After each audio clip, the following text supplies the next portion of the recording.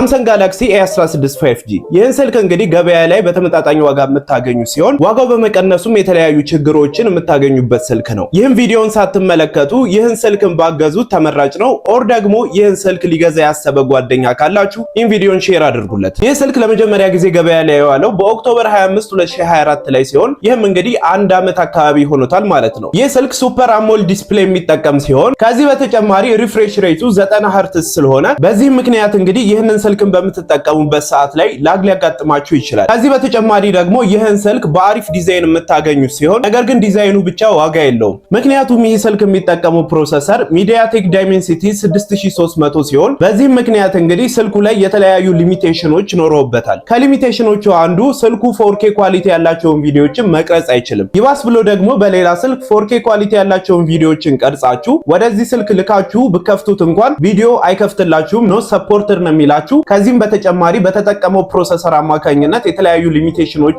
እዚህ ስልክ ላይ ይገኙበታል። የዚህም ስልክ እንግዲህ ሜን ካሜራው 50 ሜጋፒክሰል የሚቀርጽልን ሲሆን አልትራዋይድ ካሜራው ደግሞ በ5 ሜጋፒክሰል ታገኙታላችሁ። ሶስተኛው ካሜራ ደግሞ 2 ሜጋፒክሰል የሚቀርጽልን ይሆናል። ከነኚህ ካሜራዎች እንግዲህ ይህን ያህል አጥጋቢ ባይሆንም ተመጣጣኝ ኳሊቲ ያላቸውን ቪዲዮዎችን ታገኙበታላችሁ ማለት ነው። የዚህ የሳምሰንግ 16 5G ባትሪ ካፓሲቲው 5000 ሚሊ አምፒር ሲሆን እዚህ ስልክ ላይ እንግዲህ የምታገኙት አሪፍ ፊቸር NFC ሰፖርት ያደርግላችኋል። ከዚህ በተጨማሪ ደግሞ ጫጫታ ውስጥ ሆናችሁ ስልክ በሚደወልላችሁ ሰዓት ላይ እናንተ ድምጽ ለደዋዩ የማይሰማ ከሆነ ኖይዝ ሪዳክሽናችሁን አብርታችሁ የእናንተ ድምጽ ኳሊቲ ኖሮት ሌላ ሰው ጋር እንዲሰማ ማድረግ ያስችላችኋል ማለት ነው። ከሞላ ጎደል እንግዲህ ይህ ስልክ በጀትር ስለሆነ ከሚሰጠው አገልግሎት ጋር አመዛዝናችሁ ብገዙት አሪፍ ነው። ከዚህ ሳምሰንግ ጋላክሲ A17 5G ይሄንንም ስልክ ገበያ ላይ በተመጣጣኝ ዋጋ የምታገኙት ሲሆን አሪፍ ፐርፎርም የሚያደርግላችሁ ስልክ ነው። ይሄንንም ስልክ ደግሞ ለመግዛት የምታስቡ ከሆነ ይሄ ቪዲዮ ስለሚጠቅማችሁ እስከ መጨረሻው ድረስ ተመልከቱ። ይሄንን ስልክ በ6.7 ኢንች በፉል HD አሞል ዲስፕሌይ የምታገኙት ሲሆን በተጨማሪ ደግሞ በ120 ሄርትዝ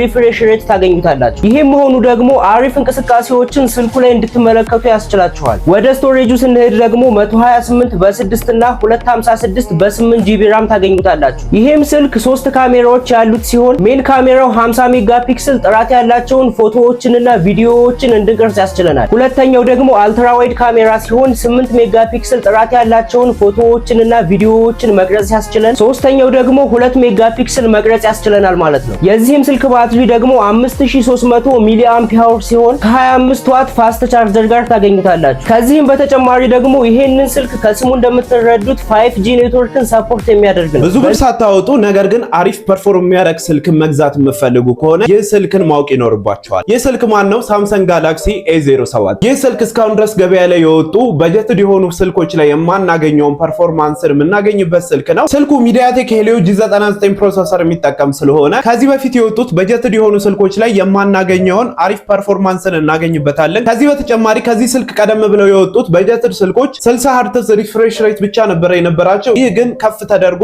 90 ሄርትዝ ሪፍሬሽ ሬት ታገኙታላችሁ። ይህ መሆኑ እንግዲህ አሪፍ እይታ ከዚህ ስልክ ታገኛላችሁ ማለት ነው። ይህ መሆኑ እንግዲህ ስክሮል ስታረጉ ኦር ደግሞ አፕሊኬሽኖችን ስከፍቱ አሪፍ የሆነ ፍጥነትን ትመለከቱበታላችሁ ማለት ነው። ይህንን ስልክ በ50 ሜጋፒክሰል ሜን ካሜራ የምታገኙት ሲሆን በ2 ሜጋፒክሰል ደግሞ ዴፕስ ካሜራ ታገኙታላችሁ። ሜን ካሜራውን ተጠቅማችሁ አሪፍ የሆኑ ፎቶዎችን ማግኘት ትችላላችሁ። ከዚህ በተጨማሪ የዚህ ስልክ ባትሪ ካፓሲቲ 5000 ሚሊ አምፒር ሲሆን አብሮትም 15 ዋት ኬብል ቻርጅ ታገኙበታላችሁ ማለት ነው። እዚህ ስልክ ላይ እንግዲህ አንዳንድ ደባሪ ነገሮች አሉ። ይህም ምንድነው? ስልኩን የምታገኙት በኤችዲ ዲስፕሌይ ብቻ ነው። ከዚህ አለፍ ሲል ደግሞ ስልኩን የፀሐይ ብርሃን ያለበት አካባቢ ማለትም ከፍተኛ ብርሃን ያለበት አካባቢ ላይ በምትጠቀሙበት ሰዓት ላይ ስክሪኑ አሪፍ ብርሃን ስለማያወጣላችሁ ዲም ይሆንባችኋል ማለት ነው። በተጨማሪም ይህ ስልክ 5G ኔትወርክ ሰፖርት አያደርግላችሁም። ሰፖርት የሚያደርገው 4G ኔትወርክ ብቻ ነው። ይህን ስልክን ተጠቅማችሁ እንግዲህ የተለያዩ መደበኛ የሆኑ ስራዎችን በስልኩ መጠቀም ትችላላችሁ። እንደዚህ አይነት ቪዲዮ የሚመቻችሁ ከሆነ ፎሎ ላይክ ማድረጋችሁን እንዳትረሱ።